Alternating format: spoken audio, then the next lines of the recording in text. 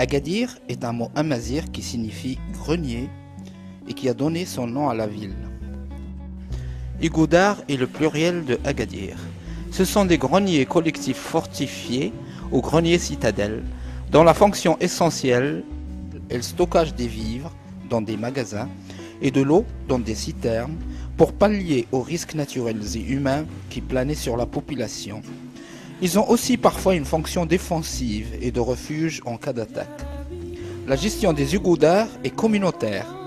Elle est assurée par une assemblée composée de Infles et présidée par un Amin. Chaque Influs représente une tribu ou une famille possédant un magasin dans l'Agadir. Au marge des festivals Timitar d'Agadir, une table ronde a été organisée réunissant universitaires et experts pour discuter des possibilités de rénovation et de valorisation de ces monuments architecturaux de la culture amazigh. Le professeur Mohamed Aït Hamza, directeur de l'IRCAM, qui vient de sortir un livre aux éditions de La Porte intitulé « Les Agadirs de l'anti-atlas occidental », répond à nos questions. Vous évoquiez tout à l'heure les problèmes de propriété, c'est-à-dire il y a un mélange de propriété privée et de propriété communautaire. Oui. Comment ce genre de problèmes peuvent être résolus? Alors, dans un Agadir, comme vous le savez, il y a des parties communes, entre autres les remparts, la porte, le gardien, toute l'organisation interne, etc., la mutfia, la mosquée, etc., qui sont des parties communautaires et qui sont gérées par une loi communautaire. Mais il y a aussi des parties qui sont individuelles, ce sont des cases qui appartiennent à l'individu. Seulement, il faut faire une petite remarque, même s'il appartient à l'individu, il n'est pas tout à fait libre d'en faire ce qu'il veut parce qu'il est inclus dans une communauté et la gestion doit rester communautaire même à ce niveau. Donc au niveau de la réhabilitation, de la mise en valeur de ces institutions, il est très difficile d'agir, surtout quand on sait que dans la zone, il y a beaucoup d'absentéistes qui sont en Europe, qui sont ailleurs, qui peut-être ne s'intéressent plus à ce genre de choses, mais qui pour eux sont un indice d'appartenance à une communauté. Donc, en son absence, on ne peut pas toucher sa propriété, quoi. Ça va déclencher une guerre. Donc, il faut soit prendre le bâtiment tout entier, et là, c'est une organisation publique, un organisme public qui peut le faire, et en laissant la propriété à part, soit s'organiser de nouveau, comme ça a été dans le temps, et s'organiser en individuel, mais la communauté doit avoir un impact sur l'individu pour l'obliger lui-même à entreprendre les réhabilitations qu'il faut et les rénovations qu'il faut pour sa propriété. Évidemment, il y a une question qui a été toujours évoquée quand on parle de l'apanage touristique. Est-ce que le tourisme peut être un apanage pour toute réhabilitation? Ça, je dis tout de suite non. Déjà, au niveau du tourisme, ça pose un problème parce qu'à l'intérieur d'un grenier, il y a des parties qui sont sacrées. Il y a un certain sacré qu'on ne peut pas toucher et il est inviolable. Donc on ne peut pas le marchander avec n'importe qui, à n'importe quel prix. Donc il faut le préserver comme tel. Et c'est très symbolique. Ça, c'est très important.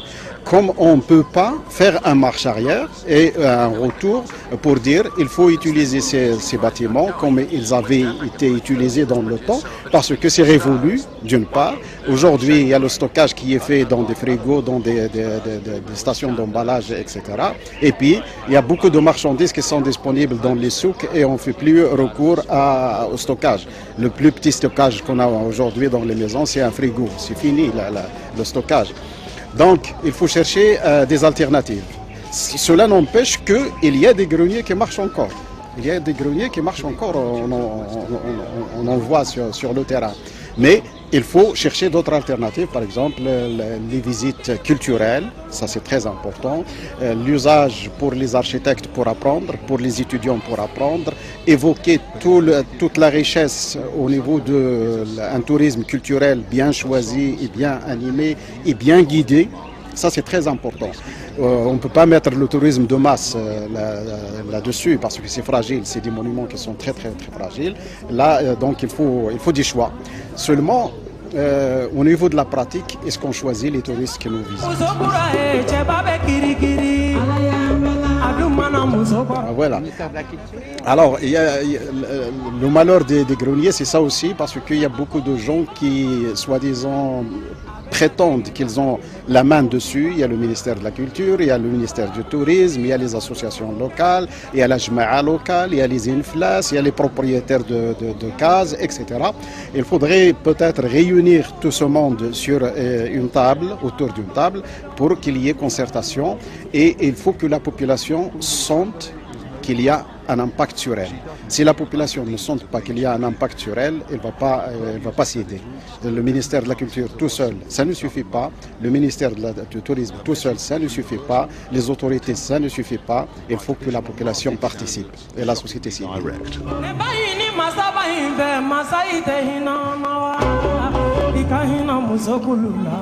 Un flux, c'est-à-dire que chaque lignage donne un garant qui parle en son nom. C'est un représentant de lignage, un représentant d'une communauté dans une jma'a tribale. Et il est porte-parole et il est en même temps garant. Quand il prend une décision, c'est toute la communauté derrière qui prend la décision.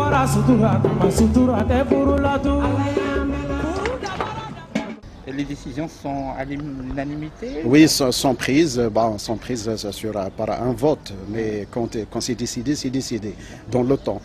Malheureusement, aujourd'hui, il y a l'ingérence de l'administration moderne, entre parenthèses, qui normalement se côtoie avec les inflas et beaucoup de gens se réfèrent à l'administration moderne.